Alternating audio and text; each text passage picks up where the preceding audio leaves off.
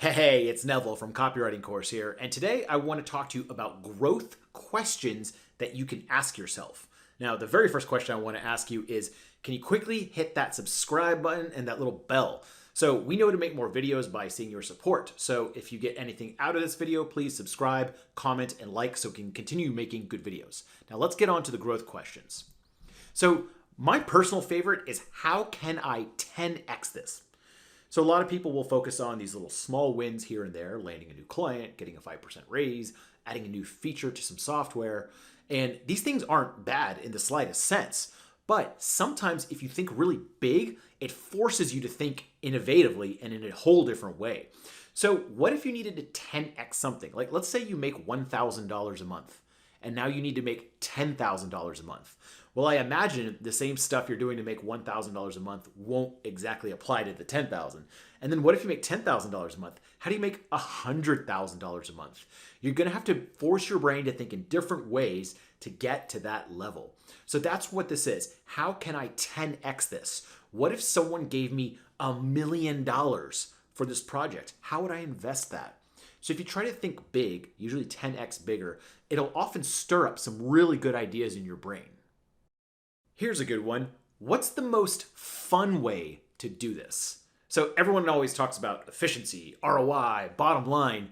And what's the point of all that if the work is sucking your soul out, okay? It may seem counterintuitive, but sometimes throwing efficiency out the window in favor of fun can lead to more growth. And if you're having more fun doing something, you'll more likely spend more time doing it. It won't feel like work. So how can you take what you're doing currently and make it more fun?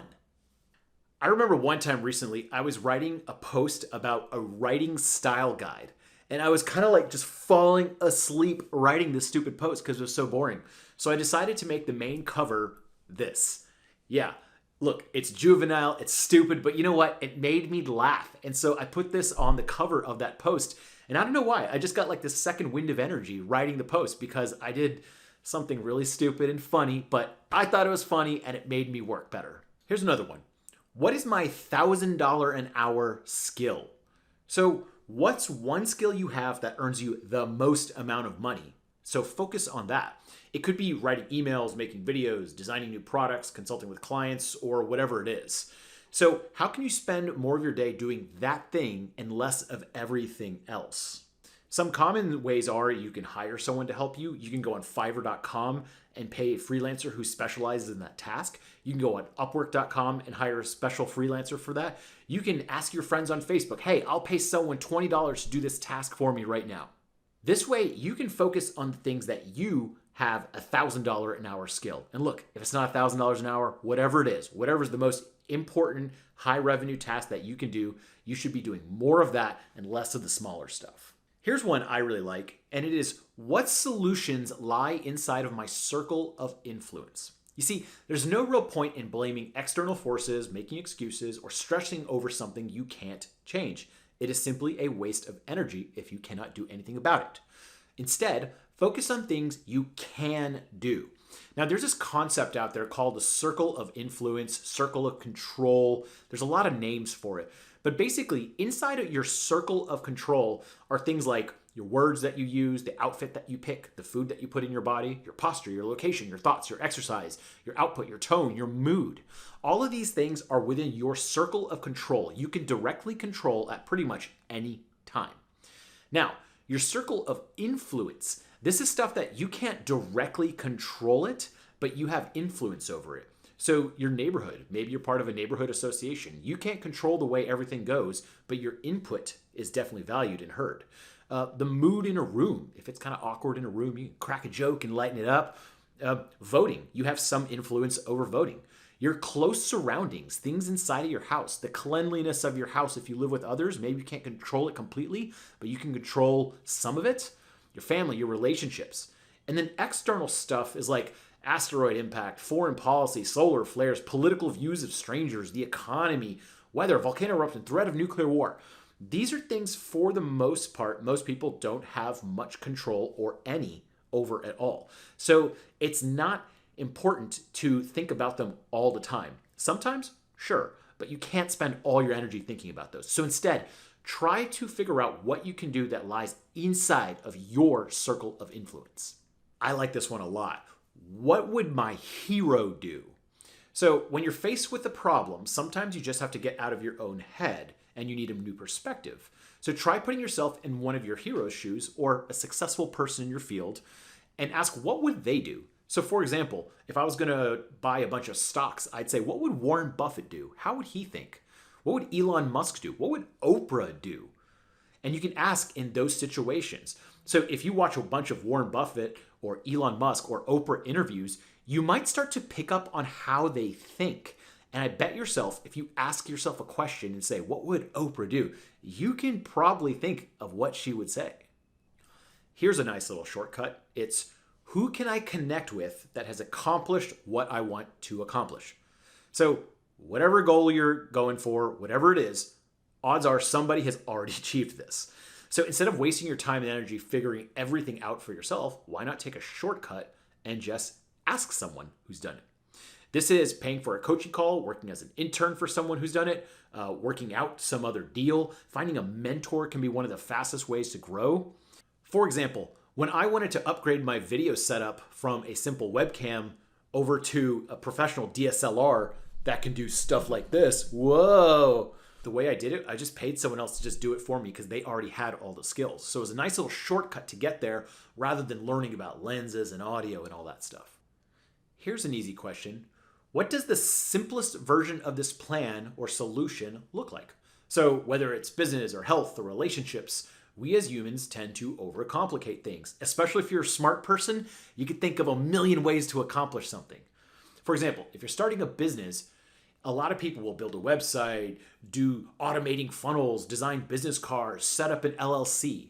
But you don't always need all that stuff to start. All you need is one person willing to pay you, then another, and so forth. So yes, eventually you may need all that other stuff, but in general, the simpler the better. So whatever you're trying to do, what is the simplest way you can do it? Are you trying to sell a product online and you're like finagling around with a Shopify store and stuff like that? Well, what if you just went on Facebook or something and said, hey guys, I have this little doodad for sale. Does anyone want to buy it for $5? And see if they could just Venmo or PayPal you $5. That's the simplest way to do it. This is one I really like and use all the time. How would I accomplish this in only 30 minutes? So one of the best ways to come up with creative solutions is to add constraints. So there's a great quote that says, constraints create creativity. And that means whenever you have a constraint, something holding you back, something that you can't do, it actually makes you more creative. So what if you needed to do something 10 times cheaper? Let's say your work budget is $10,000 to complete a goal. What if you only had $1,000? What if you only had $100? You can likely complete that goal, but it would just be very different. Another one is a time constraint. What if you needed to finish a blog post in just 30 minutes? You think you might need 5 hours, but if you only had 30 minutes to get it done, guess what? I bet you could finish it in 30 minutes. Adding a constraint to something is a surefire way to get you thinking outside the box and come up with creative or faster solutions. Here's a nice reversal, and that is what's in it for them. So it's natural to have what's in it for me as your default mindset because that's just how we think. But if you want to persuade others at home and at work, you need to reverse your thinking. If you frame every situation and request from a what's in it for them perspective, you have a way higher chance of getting a yes. So don't think of like, how come people aren't buying my stuff? Maybe flip that script and say, what am I offering to people that this is worth their hard-earned money? And that might actually poke you into thinking a much different way. This one is, how can I make a 1% improvement this week? So it's an idea that can be applied to all aspects of life, career, health, finances, relationship, skills, etc. By making small 1% improvements each week, your growth will start to compound exponentially over time. So maybe you can automate one thing this week that will help you and just make your business or your process 1% more efficient. So for example, my first e-commerce business, we used to get a tremendous amount of support phone calls and emails, and I analyzed them one day, and it was all about asking about what types of batteries things took. So on my e-commerce site, I just went through the top items and put the type of batteries that they took. Overnight, our calls and support calls and emails went down by about 50%. So that was a real small 1% improvement I made that ended up having this crazy lasting effect of far less support and far less confusion in the long run. I really, really like this one. And it's, what if we reversed it? So sometimes we get stuck on a problem because we're thinking about it in the wrong way. So for example, if you're racking your brain trying to think of ways to make more money, try reversing that. Instead, ask, what value can I provide to others so they will give me money?